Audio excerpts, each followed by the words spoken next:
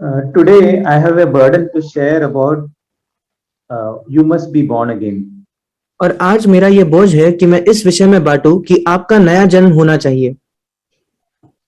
And there are many children who are growing up in our midst, और कई बच्चे हैं जो हमारे बीच में बड़े हो रहे हैं and they have listened to many messages, और उन्होंने कई संदेशों को सुना है and they have also they know all the Bible stories, और वे सारे बाइबल की कहानियों को भी जानते हैं।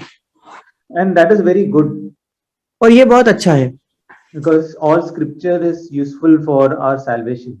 क्योंकि बाइबल के सारे वचन जो है वो हमारे उद्धार के लिए उपयोगी है। But just listening to many messages does not ensure that we are born again.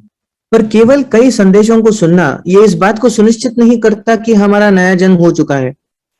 Also, there are many people who have come in our midst from other places, वैसे ही हमारे बीच में ऐसे कई लोग हैं जो अलग अलग जगहों से आए हैं and maybe some of them have come because their brothers or sisters have come, और शायद कुछ लोग इस वजह से आए हैं क्योंकि उनके भाई या बहन आए हैं or they must have come, but they might not have a one-to-one genuine conversion experience with God. और शायद वो किसी और के साथ आए तो है पर उनका अपने आप परमेश्वर के साथ एक वास्तविक नया जन्म पाने का अनुभव नहीं है। And also we who those who have been born again, और हम भी जिनका नया जन्म हुआ है we also need to know how we can explain this to somebody who might ask us. हमें भी ये जानने की जरूरत है कि अगर कोई हमसे प्रश्न करता है तो उसको हम ये बात कैसे समझा सकते हैं। So that is why I thought of sharing this today. और इस वजह से मैंने सोचा आज मैं इस विषय को बांटूं। In 1 Peter 3:15 it says, पहला पत्रस उसके 3 अध्याय के 15 वचन में लिखा है, but sanctify Christ as Lord in your hearts and always be ready to make a defense to everyone who asks you to give an account for the hope that is in you. पर मसीह को प्रभु जानकर अपने अपने मन में पवित्र समझो। जो कोई तुमसे तुम्हारी आशा के विषय में कुछ पूछे उसे उत्तर देने के लिए सर्वदा तैयार रहो, पर नम्रता और भय के साथ। So that means anybody who asks me why I'm a Christian, I should have an answer to that. इसका मतलब अगर कोई भी मुझसे पूछे कि मैं क्यों एक मसीही हूं तो मेरे पास उस प्रश्न का उत्तर होना चाहिए। Yeah. So first of all, I was one thing we need to understand why Jesus is the only way. सबसे पहले हमें यह समझने की आवश्यकता है कि क्यों यीशु मसीह इकलौता मार्ग है। We know that there are so many religions in our country, हम जानते हैं कि हमारे देश में कई धर्म है and they all teach that we should be good and we should not lie, we should not cheat, और we should care for one another, etc. वे सारे धर्म यही सिखाते हैं कि हमें झूठ नहीं कहना है, हमें धोखा नहीं देना है, हमें अच्छा रहना है, ऐसे सारी बातें। So there are many people who might think that having any religion is okay as long as we are good people. और इसलिए कई लोग शायद ये सोच रखते होंगे कि कोई भी धर्म का होना ठीक है जब तक कि हम अच्छे लोग हो तो। But when we think about any religion, पर जब हम किसी भी धर्म के विषय में सोचते हैं that Christianity does not agree with any of the other religions. मसीहत जो है वो किसी भी और धर्म से सहमत नहीं होती। That means it is talking about a unique way which is different from any other religion.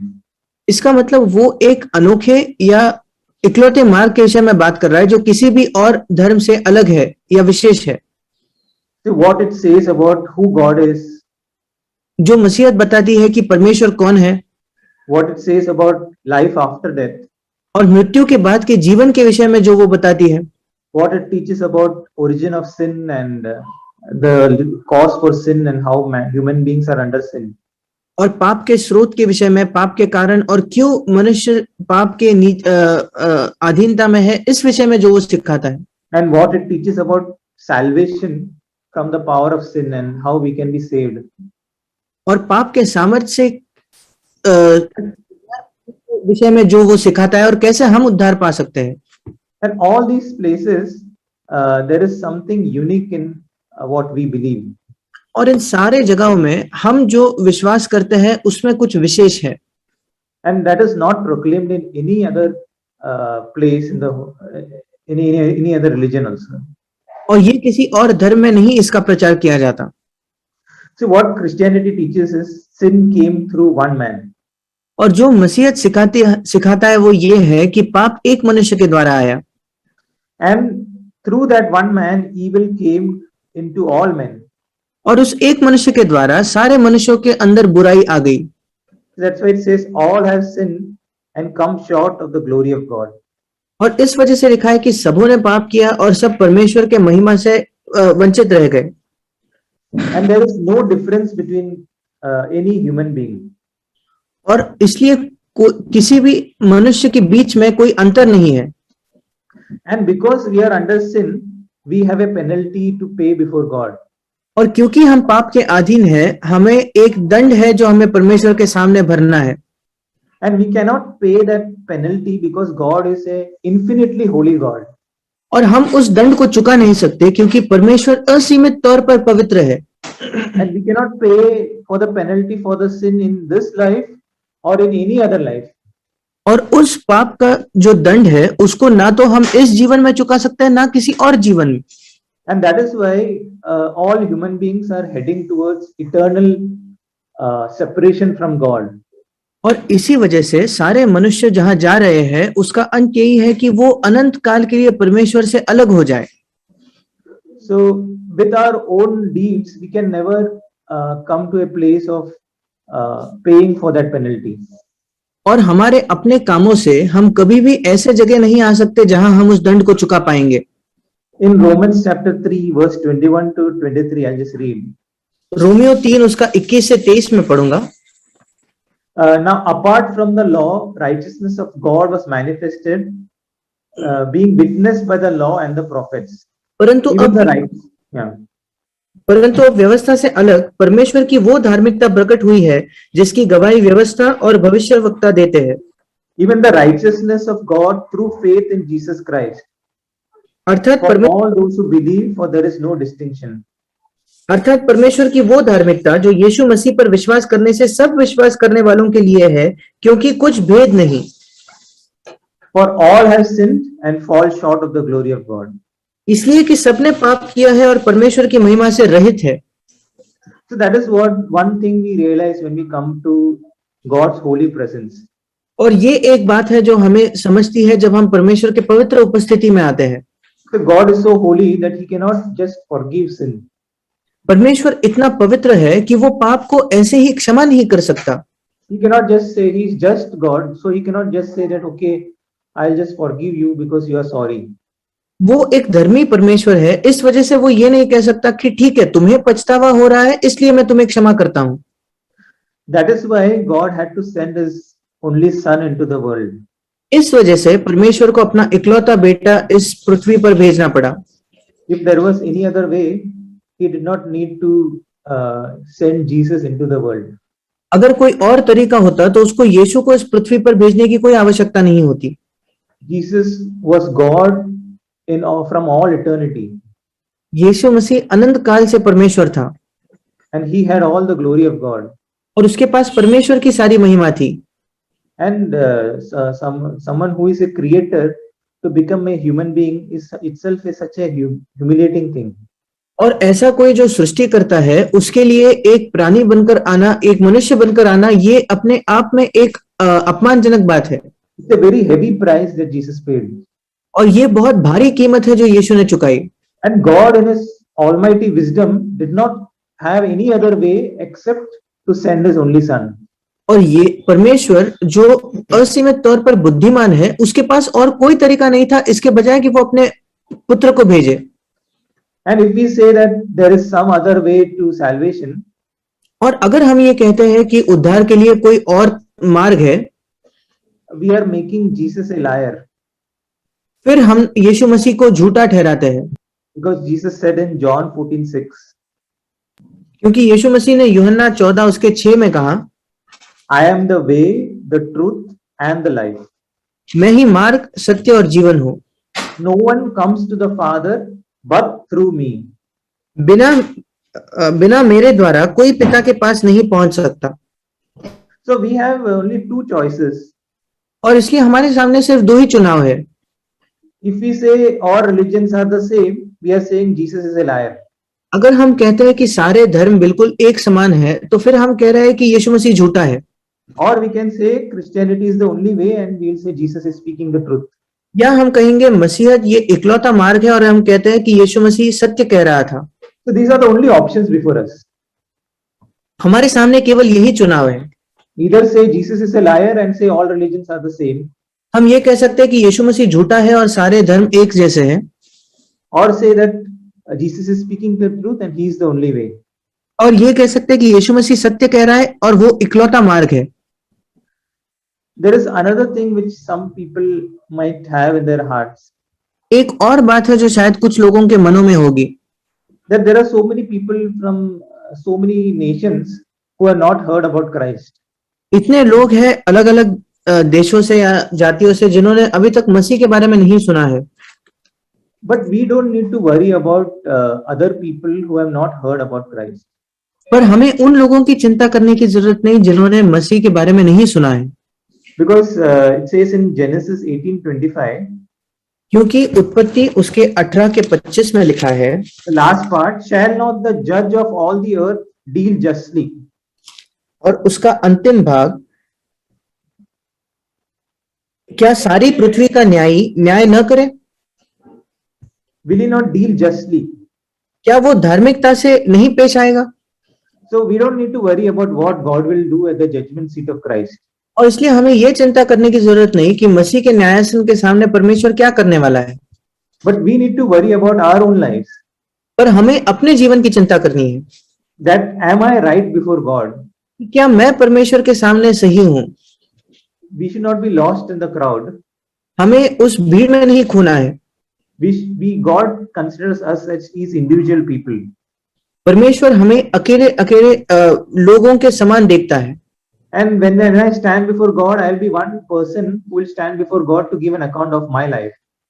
और मैं जब परमेश्वर के सामने खड़ा रहूंगा तो मैं एक व्यक्तिगत तौर पर परमेश्वर के सामने खड़ा रहूंगा अपने जीवन का हिसाब उसको देने के लिए। God will not ask me about other people who never heard about Christ. परमेश्वर मुझे दूसरे लोगों के विषय में नहीं पूछेगा जिन्होंने कभी मसीह के बारे में नहीं सुना। But God will definitely ask me about me, that when you heard about Christ, what did you do with the gospel? पर परमेश्वर जरूर मुझे पूछेगा जब तुमने मसीह के बारे में सुना, जब तुमने सुसमाचार सुना, तो तुमने उस विषय में क्या किया। So that is what we need to give our lives to. और इसी बात के लिए हमें अपने जीवन को देना है। When Peter was speaking to Cornelius, जब पतरस कुरनेलियुस से बात कर रहा था, in Acts 10:34 and 35, प्रेरितों के काम उसका 10वां अध्याय 34 और 35 वचन में, he says, I most certainly understand now that God is not one to show partiality, but in every nation the man who fears him and does what is right is welcome to him. अब मुझे निश्चय हुआ कि परमेश्वर किसी का पक्ष नहीं करता, वरन हर जाति में जो उससे डरता और धर्म के काम करता है वो उसे भाता है। Then Paul went on to explain the way of salvation to Cornelius. और फिर आगे पतरस उसको कुरनेलियुस को उद्धार का मार्ग दिखाता है। And then we also read in Acts 17:26 and 27. और हम प्रेरितों के काम 17 उसके 26-27 में भी पढ़ते हैं। So Paul was in Athens, और पौलुस जो था वो एथेंस में था, and that was a place full of idol worship. और ये ऐसी जगह थी जो मूर्ति पूजा से भरी हुई थी। And there Paul wanted to explain the gospel to them. और वहां पौलुस उन लोगों को सुसमाचार समझाना चाहता था।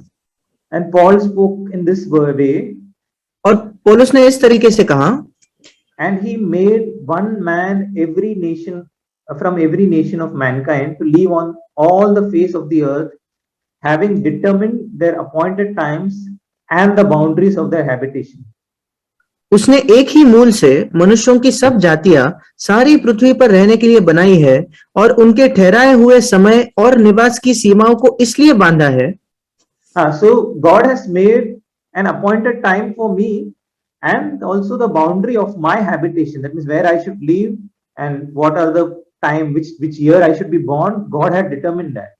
इसका मतलब परमेश्वर ने पहले से ही एक समय नियुक्त किया था जब मेरा जन्म होगा, मैं कहाँ जीऊंगा और उसकी सीमाएं भी। And according to that, God had given me the opportunity to hear the gospel. और उसी के अनुसार उसने मुझे ये मौका भी दिया कि मैं सुसमाचार को सुनूं। And then it says that they would seek God, and if perhaps they might grope for him and find him, though he is not far from each one of us. और फिर लिखा है कि वे परमेश्वर को ढूंढे, कदाचित उसे टटोल कर पाए, तो भी वह हम में से किसी से दूर नहीं। So what Paul was saying is God is revealed to those who seek him with all their hearts. इसका मतलब पौलुस ये बता रहा था कि परमेश्वर ऐसे लोगों को प्रकट होता है जो अपने पूरे हृदय से उसको खोजते हैं। So we see that in all these centuries there are so many people who search for God with all their hearts. और इन सारे शताब्दियों में हम देखते हैं कि ऐसे कई लोग थे जो परमेश्वर को अपने पूरे हृदय से ढूंढते थे। They come from different backgrounds, different nationalities, different religions, different places. और वे अलग अलग पृष्ठभूमि से आते हैं, अलग अलग धर्मों से, अलग अलग देशों से आते हैं। And they found God because they searched for him with all their heart. और उन्होंने परमेश्वर को पाया क्योंकि उन्होंने अपने पूरे हृदय से परमेश्वर को खोजा। So God's desire is whether we are born in a Christian family or we are not born in a Christian family. और परमेश्वर की इच्छा है अगर हमारा जन्म मसीही कुटुंब में, परिवार में हुआ हो या ना हुआ हो। But God's desire is that we should seek him. पर परमेश्वर की ये इच्छा है कि हम उसको खोजें। And we should seek him till we find him. और हमें उसको तब तक खोजना है जब तक हम उसको पा नहीं लेते। See, if we lose a little amount of money, like I lost a 10 rupee note. अगर हम थोड़ा सा पैसा खो देते हैं, मानो मैंने 10 रुपए अगर खो दिया है, we won't search for it for more than maybe 5 minutes or something. हम शायद 5 मिनट से ज्यादा उसको नहीं ढूंढेंगे। But at the same time, if I lose maybe a huge bundle of notes, पर उसी समय अगर मैं नोटों की एक बड़ी गड्डी मेरे से गुम हो जाती है, then I will search for it with all my heart. फिर मैं अपने पूरे हृदय से उसको ढूंढूंगा। Because I value that money. क्योंकि मैं उस पैसे का मूल्य करता हूं।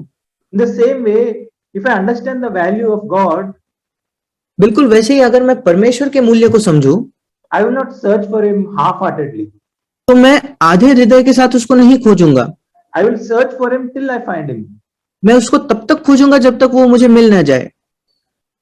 So that is one thing which sometimes surprises me. और ये एक बात है जो कभी-कभी मुझे आश्चर्यचकित करती है। Some people who are not so sure of their salvation, कुछ लोग जो अपने उद्धार के विषय में बहुत निश्चित नहीं हैं, still they can have sleep peacefully and not worry about it. उसके बावजूद वो आराम से सो सकते हैं और उसके बारे में उनको चिंता नहीं होती। They should be seeking God with all their hearts. उनको परमेश्वर को अपने पूरे हृदय से खोजना है। It is not that some pastor or some elder should come to them and say that they are born again. और ऐसा नहीं कि कोई पास्टर या कोई अगुवा उनके पास आकर बताए कि अब तुम्हारा नया जन्म होना चाहिए।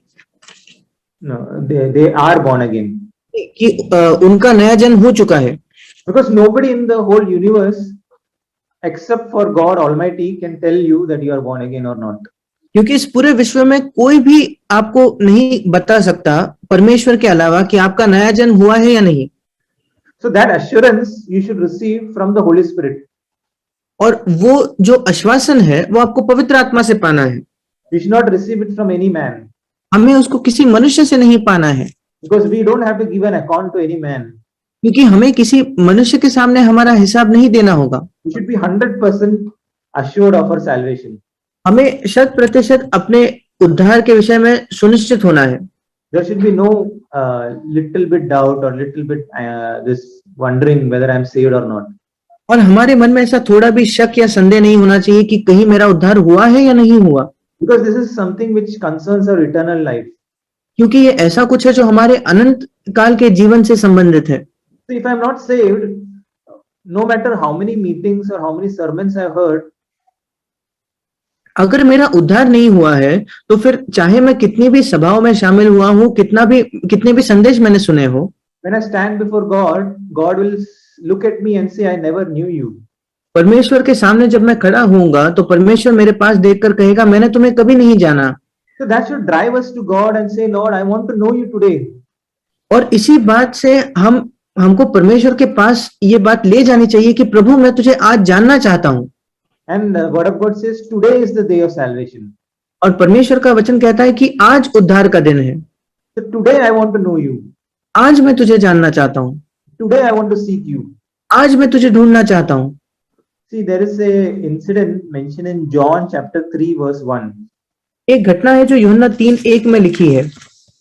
We read that a ruler of the Jews, a Pharisee, came to Jesus by night. हम पढ़ते हैं कि यहूदियों का एक सरदार था जो फरीसी था, निकोदेमस नाम का, वो यीशु मसीह के पास रात में आता है। He says in verse 2, Rabbi, we know that you come from God as a teacher, for no one can do these signs unless that you do unless God is with him. और वो दूसरे वचन में कहता है, हे रब्बी, हम जानते हैं कि तू परमेश्वर की ओर से गुरु होकर आया है, क्योंकि कोई इन चिन्हों को जो तू दिखाता है यदि परमेश्वर उसके साथ न हो तो नहीं दिखा सकता। So Jesus responds saying, truly, truly I say to you, unless one is born again, he cannot see the kingdom of God. और यीशु मसीह उसको उत्तर देते हुए कहता है, मैं तुझसे सच सच कहता हूं, यदि कोई नए सिरे से न जन्मे तो परमेश्वर का राज्य देख नहीं सकता। See, this man was a scholar. और ये जो व्यक्ति था वो बहुत बुद्धिमान था। He was a teacher. वो एक शिक्षक था। And still Jesus told him that he must be born again. और उसके बावजूद यीशु ने उसको बताया कि उसका नया जन्म होना चाहिए। So it's not about Bible knowledge. और इसलिए ये बाइबल ज्ञान की बात नहीं है। It's not about knowing everything about the word of God. परमेश्वर के वचन के विषय में सब कुछ जानने की यहाँ बात नहीं है।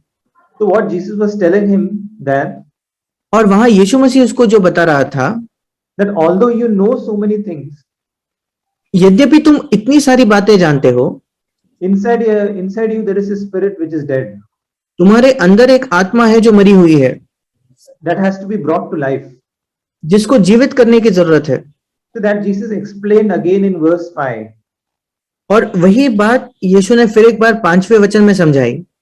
Truly, truly I say to you, unless one is born of water and the spirit, he cannot enter the kingdom of God. मैं तुझसे सच सच कहता हूं, जब तक कोई मनुष्य जल और आत्मा से न जन्मे तो वो परमेश्वर के राज्य में प्रवेश नहीं कर सकता। See, this is not about water baptism. और ये पानी के बपतिस्मा के विषय में नहीं है। We are not born of water when we take water baptism. हम जल से तब नहीं जन्मते जब हमारा पानी का बपतिस्मा होता है। And that is not the right interpretation of the word. और ये वचन का सही मतलब नहीं है। What Jesus was saying here is, you are born of water and the Spirit. That is, you are born of the water and the Holy Spirit. That means the Holy Spirit is the one which is representing that water here. Brother, can you repeat? I'm just saying that the Holy Spirit is the one that is represented here as water.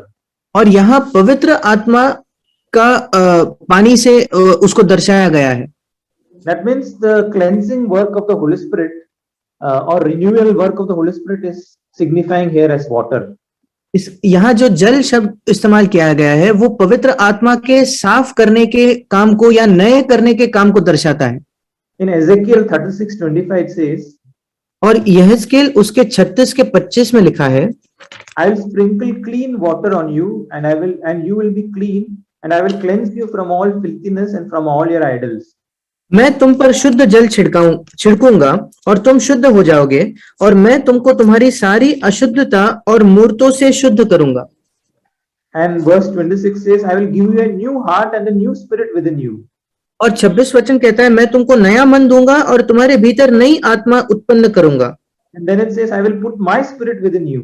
और फिर लिखा है, तुम्हारी देह में मैं अपना आत्मा तुम्हारे भीतर दूंगा।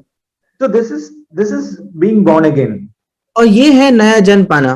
That is God's cleansing work inside us. कि परमेश्वर का हमारे अंदर एक शुद्ध करने का काम। And God renewing us with a new heart and a new spirit. और एक नए हृदय और एक नई आत्मा के साथ परमेश्वर हमें नया करता है।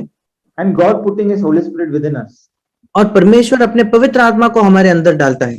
That is why Jesus said we have to be born of water and spirit. इस वजह से यीशु ने कहा कि तुमको जल और आत्मा से जन्म लेना की आवश्यकता है। And again Jesus explained that in verse 14. और फिर एक बार यीशु मसीह वही बात 14 वचन में समझाता है। As Moses lifted up the serpent in the wilderness, even so must the Son of Man be lifted up, so that whoever believes in him will have eternal life. जिस रीति से मूसा ने जंगल में सांप को ऊंचे पर चढ़ाया, उसी रीति से आवश्यक है कि मनुष्य का पुत्र भी ऊंचे पर चढ़ाया जाए, ताकि जो कोई उस पर विश्वास करे वो अनंत जीवन पाए। There was an incident where God sent fiery serpents among the children of Israel in the wilderness. और एक घटना थी जहां उस मरुभूमि में परमेश्वर ने इस्राएली लोगों के बीच में कई सांपों को भेजा था। And when the serpents bit them, they died. और जब वे सांप उनको काटने लगे तो उनकी मृत्यु होने लगी। And at that time, God told Moses that he had to build a bronze serpent on a something which is lifted up, so that whoever looks at that bronze serpent, they will be cured. और उस समय परमेश्वर ने मूसा को कहा कि तुझे पीतल का एक सांप बनाकर एक खंबे पर लटकाना है, ताकि जो कोई उस पीतल के सांप की ओर देखे वो बच जाएगा और जीवित रहेगा। So in the same way, Satan through sin has bit all of us. बिल्कुल इसी प्रकार शैतान ने पाप के द्वारा हम सबको डसा है या काटा है। Now those who look on Jesus who was crucified, आज जो यीशु मसीह की ओर देखते हैं, जो क्रूसित किया गया, who was lifted up, जो उठाया गया, and those people who believe in him, और जो लोग उस पर विश्वास करते हैं, they will have eternal life in Jesus. वो यीशु मसीह में अनंत जीवन पाएंगे। So that is why we need to come to a place where we say that I have no other hope to live but looking at Jesus. और इसलिए हमें उस जगह आना है जहां हम कहेंगे कि मुझे जीने के लिए कोई और आशा नहीं है यीशु के अलावा। That means I am going to perish eternally, but only Jesus can save me. मतलब मैं अनंत काल के लिए नाश हो जाऊंगा, सिर्फ यीशु ही मेरा उद्धार कर सकता है। We need to ask whether we have come to that place. हमें ये प्रश्न करना है कि कहीं क्या हम इस जगह पर आए हैं। Verse 16 says, "For God so loved the world that he gave his only begotten Son, that whoever believes in him shall not perish but have eternal life." यूहन्ना 3:16 कहता है, क्योंकि परमेश्वर ने जगत से ऐसा प्रेम रखा कि उसने अपना इकलौता पुत्र दे दिया, ताकि जो कोई उस पर विश्वास करे वो नष्ट न हो परंतु अनंत जीवन पाए। So it is here when he say believe, it is not just mentally accepting the fact.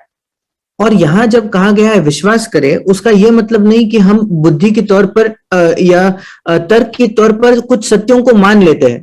It's not like me saying that I believe that 1 + 1 is 2. ये ऐसा नहीं है कि मैं कहता हूं हाँ मेरा विश्वास है कि 1 और 1 को जोड़कर 2 मिलते हैं। That is just a fact that I am just accepting, acknowledging a fact. ये केवल एक सत्य है जिसको मैं मान रहा हूं। When I say believe, that is I am committing my whole future and everything into that fact. I am trusting Christ into that, for that. और जब मैं कहता हूं विश्वास करता हूं, उसका मतलब है मैं अपने पूरे जीवन और भविष्य को उस सत्य पर सौंपने के लिए तैयार हूं। That means I am trusting in that. That is believe, not just mentally accepting that fact. इसका मतलब मैं उस पर भरोसा कर रहा हूं, ये नहीं कि सिर्फ बुद्धि के तौर पर मैं उस सत्य को मान लेता हूं। As there's a song which says, "Nothing in my hands I bring, simply to the cross I cling." और एक गीत है जिसमें लिखा है कि मैं अपने हाथ में कुछ नहीं लाता, केवल उस क्रूस को मैं पकड़े हुए हूं। That means I'm coming desperately to that cross, not thinking about anything else, but only trusting in Christ for my salvation. इसका मतलब मैं बिल्कुल पूरे दिल से उस क्रूस के पास आता हूं और मेरे उद्धार के लिए किसी और बात पर मैं भरोसा नहीं कर रहा। In Ephesians 2:4 and 5 we read, इफिसियों 2 उसके 4 और 5 में हम पढ़ते हैं, "But God, being rich in mercy, because of his great love with which he loved us, even when we were dead in our transgressions, made us alive together with Christ." परंतु परमेश्वर ने जो दया का धनी है, अपने उस बड़े प्रेम के कारण जिससे उसने हमसे प्रेम किया, जब हम अपराधों के कारण मरे हुए थे तो हमें मसीह के साथ जिलाया। So God is the one who makes us alive in Christ. और परमेश्वर है जो हमें मसीह में जीवित करता है। In verse 8 it says, "For by grace you have been saved through faith, and not of yourself; it is the gift of God." 8वां वचन कहता है, क्योंकि विश्वास के द्वारा अनुग्रह ही से तुम्हारा उद्धार हुआ है, और ये तुम्हारी ओर से नहीं वरन परमेश्वर का दान है, Not as a result of works. और कर्मों के कारण नहीं। So we cannot do many works to obtain salvation. और इसके उद्धार पाने के लिए हम बहुत काम नहीं कर सकते। We cannot make ourselves born again. हम अपने आप का नया जन्म नहीं करवा सकते। God has to do it in us. परमेश्वर को हमारे अंदर उसको करना है। And it is done, God does it through faith and repentance and faith. और परमेश्वर उसको मन फिराव और विश्वास के द्वारा करता है। So I have to turn from my sin towards Christ, believing what he has done on the cross. और मुझे अपने पाप से मुड़ना है मसीह की ओर, ये विश्वास करते हुए जो उसने क्रूस पर किया। See, after Jesus speaking about being born again, he explained the difference between a person who is born again and who is not. जब यीशु मसीह ने ये बताया कि एक व्यक्ति का नया जन्म होना जरूरी है, उसके बाद उसने बताया एक नया जन्म पाया हुआ व्यक्ति और नया जन्म न हुआ व्यक्ति के बीच में क्या अंतर है। In verse 19 he says, "This is the judgment, that light has come into the world, and men loved darkness rather than light." और यूहन्ना 3:19, और दंड की आज्ञा का कारण यह है कि ज्योति जगत में आई है और मनुष्य ने अंधकार को ज्योति से अधिक प्रिय जाना, क्योंकि उनके काम बुरे थे। So all men who are not born again are in this condition. और सारे मनुष्य जिनका नया जन्म नहीं हुआ है वे इसी परिस्थिति में है। That means Jesus is the light who has come into the world. यीशु वो ज्योति है जो इस संसार में आया है। But they did not come to Jesus because they wanted to continue in sin. पर वे यीशु, brother can you repeat? They did not come to Jesus because they want to continue in sin. पर वे यीशु के पास नहीं आए क्योंकि वो पाप में ही बने रहना चाहते थे, उसी को करना चाहते थे। Because they loved the darkness or they loved the sin. क्योंकि उन्होंने उस अंधकार से या उस पाप से प्रेम किया। So somebody who is born again will not love to do sin. और जिसका नया जन्म हुआ है उसको पाप करने से प्रेम नहीं होगा। The verse 20 says, "For everyone who does evil hates the light and does not come to the light for fear that his deeds will be exposed." और 20 वचन कहता है, क्योंकि जो कोई बुराई करता है वो ज्योति से बैर रखता है और ज्योति के निकट नहीं आता, ऐसा ना हो कि उसके कामों पर दोष लगाया जाए। So when we are born again, so in verse 21 it says, "He who practices the truth comes to the light, so that his deeds may be manifest as having been wrought in God." और जब नया जन्म होता है तो 21वां वचन कहता है, परंतु जो सत्य पर चलता है वो ज्योति के निकट आता है, ताकि उसके काम प्रकट हो कि वो परमेश्वर की ओर से किए गए हैं। So what is my attitude towards sin? That defines whether I am born again or not. और पाप के प्रति मेरा कैसा मनोभाव है, कैसा रवैया है, यही ये निर्धारित करता है कि मेरा नया जन्म हुआ है या नहीं। So if I have a desire to come to the light and again purify myself in my heart against and hate sin, अगर मेरे अंदर ये इच्छा है कि मैं बार बार उस ज्योति के पास आऊं, अपने आप को शुद्ध करूं और पाप से घृणा करूं, that means I am born again. इसका ये मतलब है कि मेरा नया जन्म हुआ है। But if I am just singing good songs in Sunday and listening to messages, but I am not dealing with sin every day, अगर मैं केवल अच्छे गीत गाता हूं और संडे के दिन आता हूं, पर मैं हर दिन पाप से नहीं सही से बर्ताव कर रहा, that means I can enjoy in sin at the same time I can enjoy in a good message also. इसका मतलब मुझे पाप में भी आनंद आता है और एक अच्छा संदेश सुनने में भी अगर मुझे आनंद आता है। It is possible that that real born again experience we might not have. ये संभव है कि वो सही से वास्तविक नया जन्म पाने का जो अनुभव है वो शायद हमें नहीं हुआ है। Because it says here that he who does evil hates the light. क्योंकि यहाँ लिखा है जो बुराई करता है वो ज्योति से बैर रखता है। So this is one thing which we can ask ourselves. और ये एक बात है जो हम अपने आप से पूछ सकते हैं। And Romans 8:16 says, और रोमियो 8:16 में लिखा है, that the Spirit Himself testifies with our spirit that we are children of God. आत्मा आप ही हमारी आत्मा के साथ गवाही देता है कि हम परमेश्वर की संतान हैं। So that is one thing which we will have when we are born again. और ये एक बात होगी जब हमारा नया जन्म हो जाएगा। The Holy Spirit inside us will confirm in our hearts that you are a child of God. पवित्र आत्मा जो हमारे अंदर है वो इस बात को निश्चित करेगा, हमें बार बार ये बताएगा कि आप परमेश्वर की संतान हो। And we must also have a place where before we have to be born again, we should go through the way of repentance. और हमारा नया जन्म होने से पहले हमें मन फिराव के मार्ग से जाना है। And in other words, without repentance, we cannot be born again. दूसरे शब्दों में मन फिराव के अलावा हमारा नया जन्म नहीं हो सकता।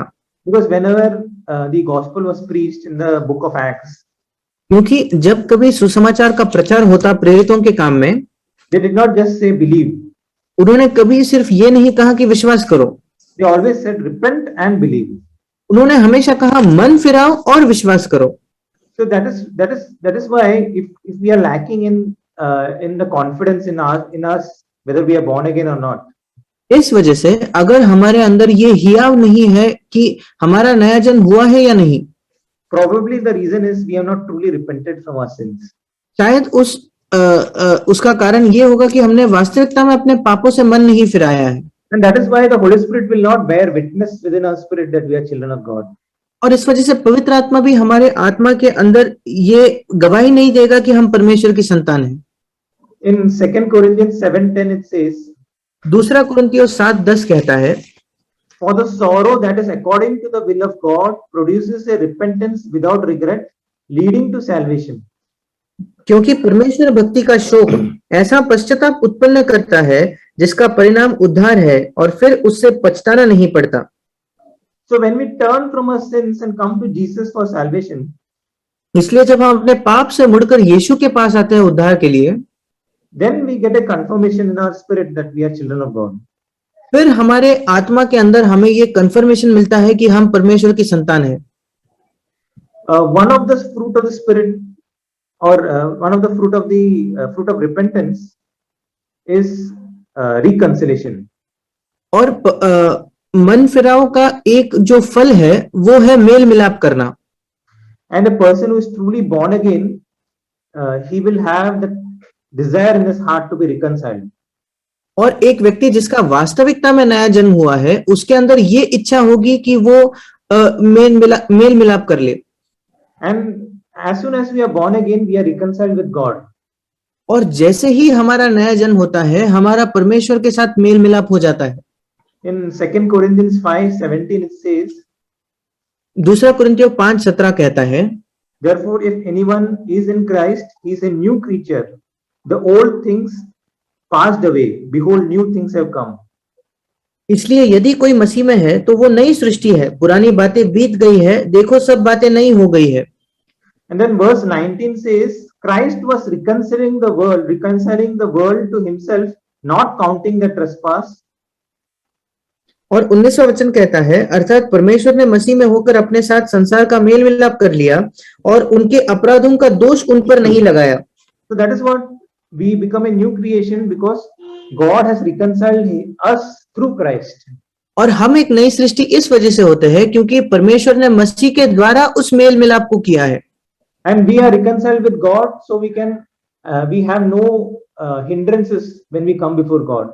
और हमारा परमेश्वर के साथ मेल मिलाप हो चुका है, इसलिए जब हम परमेश्वर के सामने आते हैं कोई बाधाएं बीच में नहीं होती। Now in verse 20 it says God wants to make an appeal through us to be reconciled. That means, yeah. और 20 वचन कहता है परमेश्वर हमारे द्वारा ये विनती करता है कि हम मेल मिलाप करें। That means others when they see us, they should see a spirit of reconciliation. इसका मतलब जब दूसरे लोग हमें देखते हैं तो उनको वो मेल मिलाप का आत्मा हम में दिखना चाहिए। That means not just through my preaching, इसका मतलब सिर्फ मेरे प्रचार के द्वारा नहीं, but through my life. If I have a fight with someone, I'm always ready to be the first person to apologize. पर मेरे जीवन के द्वारा अगर मेरा किसी के साथ झगड़ा होता है तो मैं हमेशा वो पहला व्यक्ति होना चाहिए जो जाकर माफी मांगता है। That means I'm ready. I'm always on readiness to reconcile with everyone.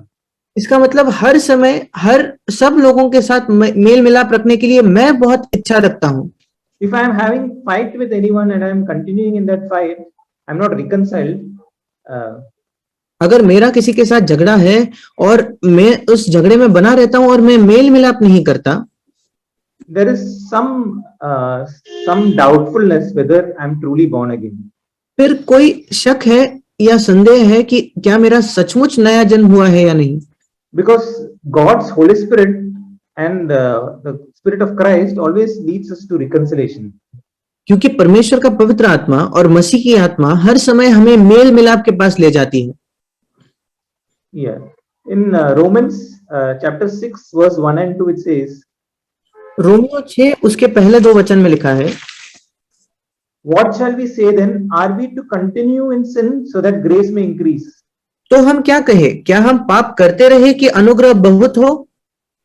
How shall we who died to sin still live in it? हम जब पाप के लिए मर गए तो फिर आगे को उसमें कैसे जीवन बिताए? This is talking about somebody who is died to sin and is resurrected with a new life. और ये एक ऐसे व्यक्ति के विषय में लिखा है जो पाप के लिए मर चुका है और एक नए जीवन, नई आत्मा के साथ उसका पुनरुत्थान हुआ है। That means that old man which wanted to sin has died. इसका मतलब वो पुराना मनुष्य जो पाप करना चाहता था वो मर चुका है। And it says here, ask a question, if I have died to sin, that means if my old man has died, then how can I live in sin again? फिर यहाँ एक प्रश्न है, अगर मैं पाप के लिए मर गया हूं, मतलब मेरा पुराना मनुष्य अगर मर गया है, तो फिर मैं पाप में किस प्रकार जीऊं? That is why if we are born again, we will not live in sin. इस वजह से अगर हमारा नया जन्म हुआ है तो हम पाप में नहीं जिएंगे। We may fall into sin, हम शायद पाप में गिरेंगे, but we will not continue to live in sin. पर हम पाप में ही जीना जारी नहीं रखेंगे। In 1 John 3:9, पहला यूहन्ना 3:9 it says, no one who is born of God practices sin, जो कोई परमेश्वर से जन्मा है वो पाप नहीं करता, because his seed abides in him and he cannot sin. क्योंकि उसका बीज उसमें बना रहता है और वो पाप कर ही नहीं सकता। So by this, next verse is, by this the children of God and the children of devil are obvious. और अगला वचन कहता है, इसी से परमेश्वर की संतान और शैतान की संतान जाने जाते हैं। Anyone who does not practice righteousness is not of God. जो कोई धर्म के काम नहीं करता वो परमेश्वर से नहीं, nor the one who does not love his brother. और न वो जो अपने भाई से प्रेम नहीं रखता। In other words, by this it is obvious whether we are born again or not. और दूसरे शब्दों में इस बात से बहुत साफ हो जाता है हमारा नया जन्म हुआ है या नहीं। If I hate one brother, अगर मैं एक भाई से नफरत करता हूँ, घृणा करता हूँ, I'm continuing in that hatred in my heart, और उस बैर को, उस घृणा को अपने हृदय में पकड़े रखता हूँ, as per the word of God, we have to judge ourselves whether we are born again or not. परमेश्वर के वचन के अनुसार हमें अपना न्याय करना है, कहीं हमारा नया जन्म हुआ है या नहीं। So I just want to conclude with some things which I just covered. और जो बातें मैंने आज कही उनको कहकर मैं अंत करना चाहूंगा। The first thing is being born again is the work of God by grace. और पहली बात, नया जन्म पाना ये परमेश्वर का काम है जो अनुग्रह द्वारा होता है। It is by the Holy Spirit we who are dead in sins are made alive in Christ. ये पवित्र आत्मा के द्वारा है कि हम जो पाप में मरे हुए हैं, हम मसीह के द्वारा जीवित किए जाते हैं। And it is through repentance and faith in Christ alone for what he did on the cross. और ये केवल मन फिराव और मसीह में विश्वास के द्वारा है जो उसने उस क्रूस पर किया उसमें। And the Holy Spirit will bear witness in our spirit that we are the children of God. और पवित्र आत्मा हमारे आत्मा को ये गवाही देगा कि हम परमेश्वर की संतान हैं। And we will be reconciled to God and have a desire to be reconciled with everyone. और हम परमेश्वर से मेल मिलाप हमारा हो जाएगा और हमारे मन में इच्छा होगी कि हम सबके साथ मेल मिलाप करें। And we will have a new nature to hate sin and love righteousness. और हमारे अंदर एक नया स्वभाव है जो पाप से घृणा करता है और धार्मिकता से प्रेम करता है। And we cannot hate our brothers. और हम अपने भाइयों से घृणा नहीं कर सकते। In the light of this, let us judge ourselves, and if we have some doubt, और इन सारी बातों के ज्योति में आइए हम अपना न्याय करें, और अगर हमारे मन में कोई शक है, we should come to God and seek Him with all our hearts to be born again. तो हमें परमेश्वर के पास आना है और अपने पूरे हृदय से उसको ढूंढना है कि हमारा नया जन्म हो जाए। And if we seek for good things, will not our Father give us that assurance? और अगर हम अच्छी बातों की खोज कर रहे हैं, क्या हमारा पिता हमें उस निश्चितता को नहीं देगा? Amen. आमीन।